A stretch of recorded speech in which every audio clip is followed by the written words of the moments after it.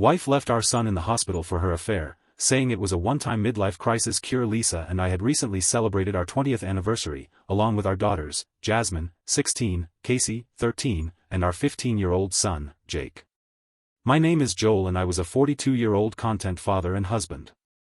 My wife of 20 years, Lisa, was a charming blonde with blue eyes, standing 5 feet 6 inches and weighing 105 pounds. Together we built a wonderful life, always putting our children first. In a loving home our family bonded through good times and hard times, birthdays, school events, Jake's soccer injuries, the girls' soccer mishaps, and Lisa's battle with cancer 7 years ago. Her recovery only strengthened our bond. Raising 3 children and managing finances was a challenge that led us to put aside personal care items like gym visits for decades.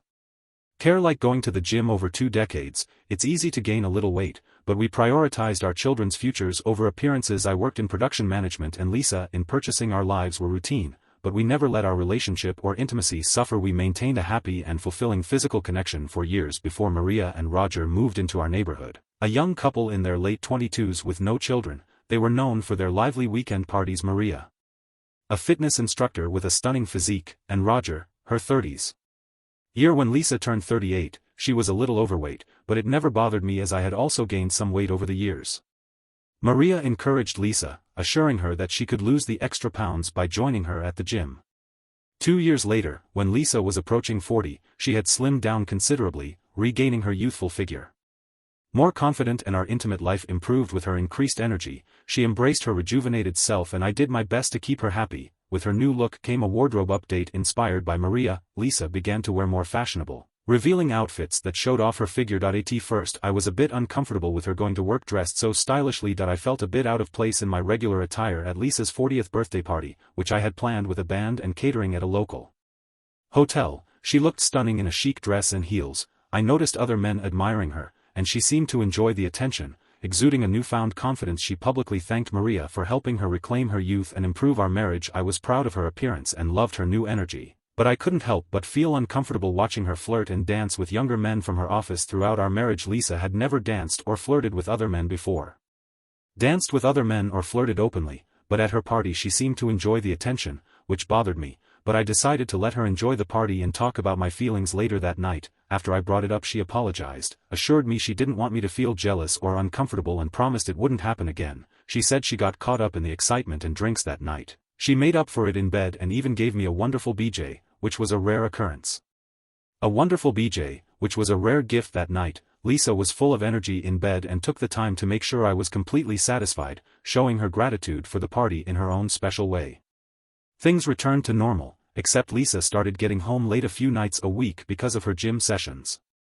I made sure to be there for the kids and had dinner ready on those nights when she got home late. Jake, our son, had a club after school on Thursdays that required a ride home. Jake often complained about being picked up and insisted on walking home because, at 15 years old, he didn't want his parents to pick him up. I explained that some of the streets he had to cross were too dangerous and that in order to attend the school club, he had to ride home with us, no exceptions. He reluctantly agreed, and I picked him up every day except Thursdays, when I had to leave the house. One week, however, Lisa was busy at work and, after waiting 40 minutes, Jake decided to walk home. This incident was one of the few times that anyone in the family saw me upset. Lisa was apologetic and upset with herself. And after I cooled off, I accepted it as a mistake. No harm was done, and things returned to normal at home. She made it up to me in bed that night, and life went on as usual. Financially things were going well, work was good, and the family seemed happy except for me. About 2 months later, I noticed that our bed life had gone from 4 to 5 nights a week to once or twice, and the quality of our intimacy had diminished. It seemed that as she turned 40 she was determined to reverse the aging process. Our closet filled with new clothes and shoes, and when I expressed concern about her spending, she reacted angrily, explaining that her efforts were for me, her husband, who benefited from her youthful appearance. I wanted to tell her that despite her efforts, I was not satisfied and our intimate life had become unsatisfying. Unsatisfactory. I missed the old Lisa but assured her that I loved her as much as the new version. She continued her late nights, spending time at the gym and even dating Maria, our neighbor and gym instructor. It was then that I decided to plan a weekend getaway to reconnect and rebuild our relationship. I loved Lisa but needed to assert myself and get things back to normal. The following week I made dinner reservations for Friday night to share my plans for our weekend getaway over a romantic meal. On Tuesday night I informed her that I was going to be leaving town in a few days and that I would be back in a few days. During a romantic dinner on Tuesday night I informed her of the reservations and arranged for her parents to watch the kids. The next morning I watched her get ready for work in yet another new dress that seemed overly dressy for her job along with extravagant accessories. When I inquired about her outfit she mentioned that senior executives were visiting and she wanted to make a lasting impression rather than start an argument. I held my peace, but it left me wondering if I would ever see the I loved her. But I struggled with this new version of her. Perhaps my insecurity played a role because I had not lost my extra weight, and when we were together we no longer resembled a couple. I now had a trophy wife without the love and intimacy we once shared, and I hoped and prayed that our getaway weekend would help us rekindle our connection. Unfortunately, the events of that week put our plans for a getaway or a date night on hold. It was Thursday afternoon around 4 p.m. When I received a call from the hospital. I was in the middle of giving a presentation at our staff meeting when the call came in informing me that Jake was in the emergency room and needed immediate surgery. They stressed the urgency and I needed to get to the hospital immediately. I rushed to my car and drove like crazy to get to the hospital, which was about 15 minutes away. I tried calling Lisa several times but she didn't pick up. I also reached out to her parents asking them to pick up our daughters and join us at the hospital. Meanwhile, I left several voicemails and texts on Lisa's phone, becoming increasingly concerned about her whereabouts. Normally she always answered her phone, but for some reason she was unresponsive. That day at the hospital, I met with the doctors, did some paperwork, gave my insurance information, and had a brief visit with my son, who was injured with a broken leg, cuts and bruises. It was a harrowing sight, and tears welled up in my eyes as they wheeled him into the operating room. They looked to me for answers and I shared what little information I had, including the fact that Lisa was missing. We concluded that Lisa had not picked up Jacob from school and that he had decided to walk home on his own. In the private waiting room I tried to piece together the situation. I suggested calling her office again and see if they knew anything. I dialed her office number. I explained our son's accident and hospitalization and expressed my urgency to find her. I asked the person on the other end for Lisa's whereabouts and was informed that she hadn't been seen since her lunch break. I shared the situation with our son and asked if she knew who Lisa had lunch with. She informed me that Lisa had left for lunch at 1 p.m.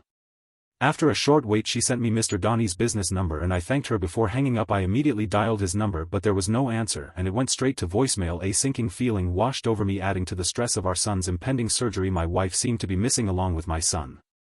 Mary, Lisa's mom, gave me a comforting hug and encouraged me to stay strong. Anger began to rise in me when I suddenly heard Jasmine scream. I found Mom and Dad. She mentioned that her mom had installed a tracking app on her phone to keep an eye on her, and it worked for her phone, too. She pointed to a blinking red dot on her phone and said that's where she was.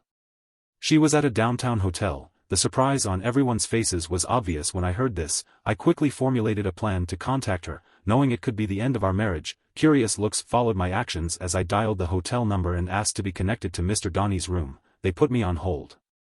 "Hello, is this Mr. Donnie?" I inquired. He confirmed and I requested to speak to Lisa. There was a brief pause before he replied, claiming she wasn't there, in a firm and controlled tone. I continued, "I know she is with you and I need to speak to her urgently. Please put her on the phone." I raised my voice in anger. I warned Donnie, "If her son does not make it before I speak to her I will find you and deal with you personally. Do you understand?" I heard some movement on the other end and then Lisa's nervous voice came through saying hello. My tone remained firm and controlled as I relayed the news, informing her that Jake had been hit by a car on his way home from school and was in critical condition. Her scream echoed through the phone and the call was abruptly disconnected. At that moment, I had been so focused that I had forgotten that my two daughters and Lisa's parents were listening to the conversation. The emotions of the day, coupled with hearing my wife talking to her lover, overwhelmed me, and for the first time in front of my family, I could not hold back my tears. The pain of Jake's accident and the loss of my wife was too much to bear and I found myself on my knees sobbing. My children hugged me tightly and shared their tears. Our neighbors, Maria and Roger, also stood nearby and witnessed the heartbreaking scene. Finally, I regained my composure, kissed my girls, wiped away my tears, and addressed everyone, apologizing for what they had just heard and explaining that I had lost control when I answered the phone. I assured them that now that she knew about Jake, she would probably be here soon. I asked them to please keep her away from me as I am not sure how I will react in my current state. I could see the anger in her mother's eyes. Mary was a strong woman who had not raised her daughter to behave like this. She had disapproved of her daughter's recent changes and had voiced her concerns, but she had never expected her little girl to behave like this. Jasmine was still in tears and asked, "Daddy, is Mommy cheating on you?" I replied, "It looks that way, but you can ask her when she gets here. For now, let's focus on praying for your brother. he needs all our prayers right now, we can worry about Mom later. About 20 minutes later, Lisa entered the surgical waiting room, only to be confronted by her mother. Lisa's head almost spun around and her face quickly regained its composure from her mother's blow. Mary, in tears, said, "You, Grace, we raised you better than this is all your fault, I hope you're satisfied," her father intervened. He grabbed Mary and looked at Lisa with a sad expression on his face. He said to her, "Lisa, enough of this, we all know what you did today, it's a shame that you cared more about your lover than your son, now your son is fighting for his life because you were with another man," our daughter Jasmine cried. It was a chaotic and emotionally charged situation. Lisa glanced in my direction, but when she saw my expression she turned away and sat alone in a chair away from the rest of us. We spent the next 30 minutes anxiously waiting for updates on Jake's condition until a doctor arrived. To speak with the family. He explained the injuries Jake had sustained, including broken bones and a punctured lung that had been treated. The doctor informed us that he would need a blood transfusion and asked if we could donate. We all agreed without hesitation as we waited for our blood to be taken. As we waited for our blood to be drawn, I couldn't help but look over at Lisa. Her appearance was disheveled and I realized that she must have rushed out of the hotel room to get to the hospital. I couldn't help but comment, "Lisa, you look disheveled, your nylons are missing, your makeup is smeared, and you haven't even brushed your hair. Your hair smells like sex and I suspect you are sitting here with your family while your body carries the scent of your boyfriend. This is the height of disrespect." My comment caused her to finally lift her head and speak. For the first time since her arrival, she replied, "Hey, not my boyfriend. Please don't say there's no one else." "No one else, I only love you," I replied. "Lisa, if he's not your boyfriend, then do you just sleep with random men? Are you really just promiscuous? Please show me some respect, I'm not oblivious. You've been rejecting me for intimacy for the past 2 months, even last night you claimed to have a headache and turned me down. Why, Lisa, did you want to be with another man instead? Why, Lisa, did you want to be refreshed and ready for your boyfriend today? Look, this is not the time or place to discuss this, just go home, freshen up and come back looking presentable. Our children and your parents do not need to see you like this. I don't want to discuss your betrayal or our divorce until Jake is better," she replied immediately. "Divorce? No, Joel, you can't divorce me, I love you, please don't say that," I told her. "Lisa, we will talk about our future, but not now, I can't expend my energy on you right now, my focus is on Jake, not what?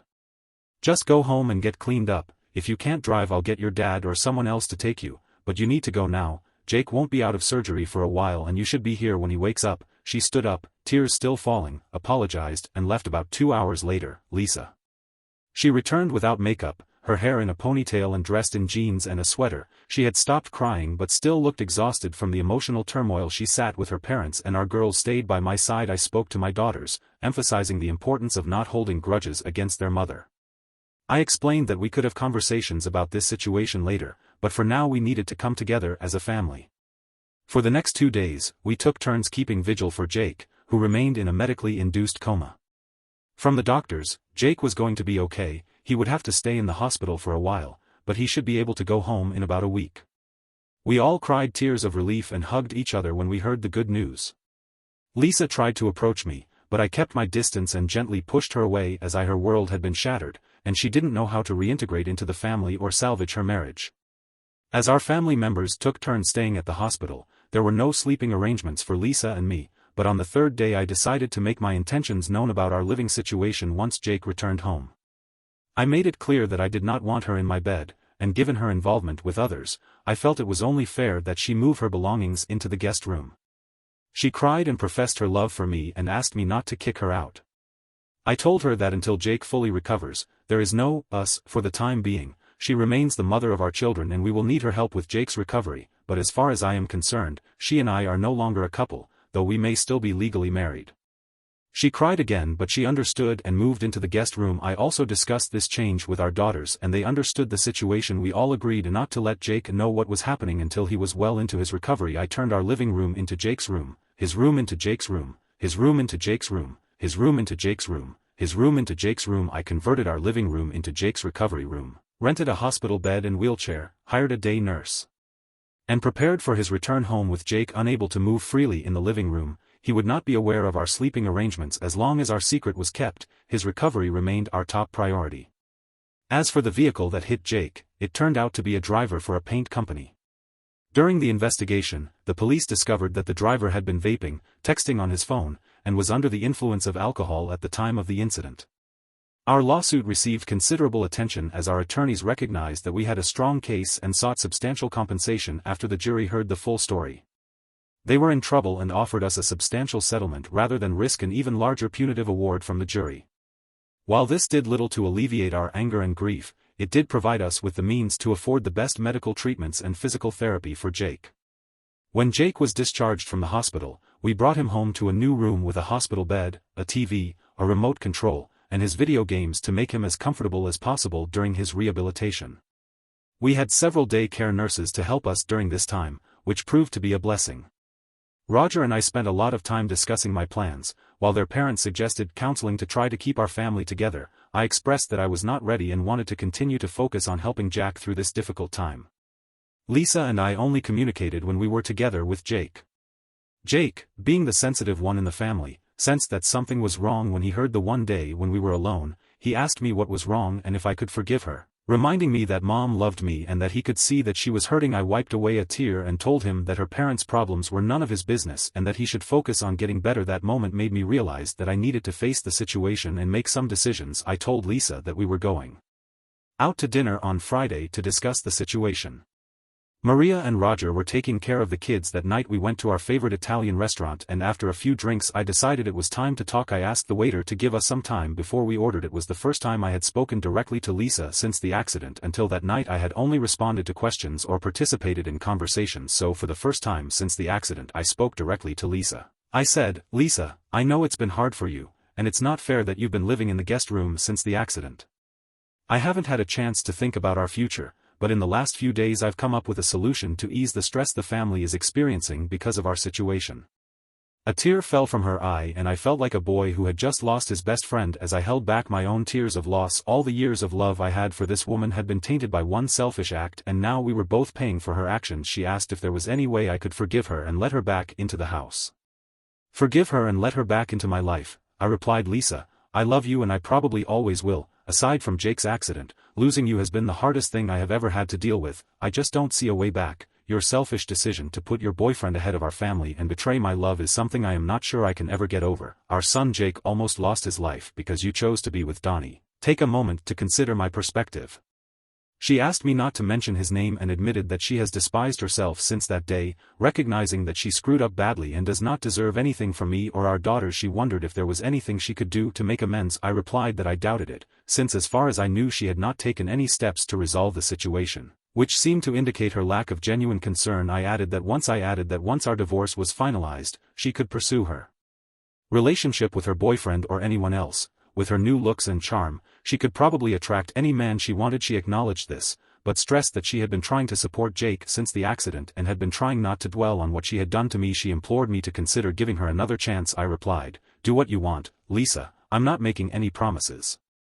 I'm going to wait a few weeks before I start looking for an apartment, but I have to admit that when I think about the months leading up to the accident, the way you treated me, the lack of intimacy, and your self-centeredness, I can't help but think that you really don't care. I was by your side during your illness and idolized you, yet you threw away all that love like it was garbage. You gave what was once mine to another man, allowing him to exploit you, and who knows what else happened. Lisa, tell me, how long had you been involved with Donnie before that day?" She confessed that she had never been with him before that incident and that it had only happened once, insisting that there was no one else. I asked if I would find evidence of a relationship if I checked the text messages or emails on her cell phone. I explained to her that an affair involves more than just physical intimacy. It involves emotional involvement and attention given to another person. I urged her to be honest. She eventually admitted that it started about 3 months before the accident. Right before her 40th birthday she mentioned that she felt old, but when Donnie found out she was turning 40 he started complimenting her and making her feel young and desirable. She knew it was wrong but could not deny that she enjoyed the attention from a younger man. She mentioned that she started to feel attractive again and his constant flirting contributed to this. She admitted that after 20 years of being with only me she suddenly felt attractive again. Donnie persistently asked her out to dinner, and his continued flirting made her feel even more desirable. On the day of the incident, he invited her to lunch, but surprised her by taking her straight to his hotel room, suggesting that they order room service. It didn't take long for him to seduce her, and she has regretted her actions every moment since, insisting that it was a one-time mistake, and she vowed never to do it again. I reminded her of her enjoyment of dancing and flirting with younger guys at her birthday party. I mentioned our earlier conversation about it and acknowledged that she had changed since she started going to the gym with Maria. I expressed my dissatisfaction with the new version of Lisa and what she had become. I understood her desire to feel youthful, to have excitement in her life, or to seek more than I could offer, but I wished she had shared her feelings with me instead of seeking something outside our marriage. I didn't want to live with a partner who made me feel like I had to compete with younger men or that she was engaging in secret activities. My confidence in myself, our marriage, the trust one had in her, and our life together had all been eroded. I conveyed my uncertainty about whether anything could be done to repair our relationship. After our conversation, we ate in silence, both of us processing the discussion, and returned home. Roger seemed hopeful, but I shook my head and thanked him for watching the children as we entered the house. At the house, Maria noticed Lisa's tears and realized that nothing had changed, at least we had made an effort. A month later, Lisa surprised me by making dinner reservations and taking charge of the conversation. She informed me that she had been seeing a therapist to help her deal with the guilt of her actions. She described how she had cried for hours every night, thinking about how close she had come to losing our son and hurting the man she loved. She also mentioned that the therapist had provided some insight into her poor choices. She explained that her actions had been a cry for attention or possibly a midlife crisis, but I disagreed with her and took full responsibility. For my own mistakes, I acknowledged that I had messed up, made bad choices, and convinced myself that I deserved to enjoy my newfound youth after working so hard to look good. At first, my intention was simply to get in shape, but as I lost the extra weight, I began to receive a lot of attention from men. This newfound attention made me feel youthful, attractive, and desirable. As she spoke, it was obvious that she was struggling to keep it together, and I sat in silence, allowing her to continue. She admitted that what was really baffling was that she had loved our life, our children, and our marriage. She had never considered hurting me or being unfaithful, yet that's what had happened. It started innocently enough with flirting, some of which you witnessed at my birthday party, though I had dismissed your concerns. Then came the lunches and more flirting, until finally I allowed myself to make a terrible mistake during a meaningless afternoon of sex. I despise myself for what I did, and I realize now that it is not a reflection of who I really am. I want you to understand how deeply sorry I am for the pain I have caused. I carry an immense burden of guilt and suffering every day. My actions were entirely selfish, driven by my own desires, and I did not consider the consequences to our love and marriage. What I share with you is not an excuse, and I do not expect your forgiveness for violating our vows, betraying your trust and affection. I will accept it if you choose to wish the worst for me in light of what I've done, even though it will make me sad. Ultimately, I want you to be happy and with someone you can trust. In the meantime, I'm committed to working to win you back. Joel, at our last dinner, you pointed out that I hadn't taken any steps to save our marriage, and I confessed that I had been so preoccupied with our son's well-being that I didn't know how to help him. Since I didn't know how to save us from that moment on, I've spent the last month trying to show you what I've been doing to try to win you back. She maintained her composure and spoke in a serious tone, outlining her plan. First and foremost, she revealed that she had tendered her resignation and intended to become a stay-at-home mom, planning to care for Jake full-time, eliminating the need for daycare. She had also informed her boss, Mr. Khan, of her affair with the vendor. Since the vendor was in the community at church while she was with her boss, he had called the vendor and informed them that they would be terminating their business relationship unless they terminated Donnie. It turns out that our company is their largest customer and a significant portion of their revenue depends on our business. Before we went out tonight, I discovered that we weren't the first ones to complain. Afterwards I visited Donnie's wife Patricia and apologized for our actions as I told her the whole story and my efforts to make things right with you, the only man I ever loved. I broke down in tears. Patricia responded with more kindness than I would have expected, perhaps understanding the guilt and remorse I was feeling. She tried to comfort me and mentioned that it wasn't entirely my fault as Donnie had a reputation as a womanizer with a knack for seducing women. She wished me luck and reconciliation and mentioned that while this was not the first time this had happened, it would certainly not be the last. I got the feeling that she might be seeking legal advice. After leaving Patricia, I called Maria and told her that I was canceling my gym membership and that I planned to continue with therapy. I am determined to be the best mother and wife I can be. In addition, I have decided to give away all of my new clothes, keeping only a few items that are more appropriate for someone my age. Continuing her story, she mentioned that she had been researching articles about infidelity for the past few weeks. She had even read stories about wives taking lie detector tests to answer all of their husbands' questions. They considered her questions unorthodox and not typical, but agreed to randomly include them with their regular questions. She gave them the list of questions she knew you must have been thinking about, and answered them truthfully. In a desperate tone she explained, "This envelope contains the answers to your questions that I want you to know. To know that I have not opened it or looked at the results. I am confident in what is true, and I believe that these results will confirm my honesty. I am even willing to undergo regular tests every few months to demonstrate how much I love you and that you can trust me again. I have also consulted with an attorney and asked her to draft a postnuptial agreement as a way to demonstrate my seriousness in trying to regain Reg's trust. This postnuptial agreement stipulates that if I make the same mistake again, I would relinquish custody of our children and leave our home without seeking any support or alimony. I have learned that this is a common practice for individuals who have cheated as I have. Yes, I acknowledge what I have done and I have come to terms with the label. No matter how tarnished it may make me feel, I am aware that I have a lot of amends to make, and I promise to put you above all else. You will find the postnuptial agreement along with the polygraph test results in the envelope." I was taken aback by her actions and her revelations.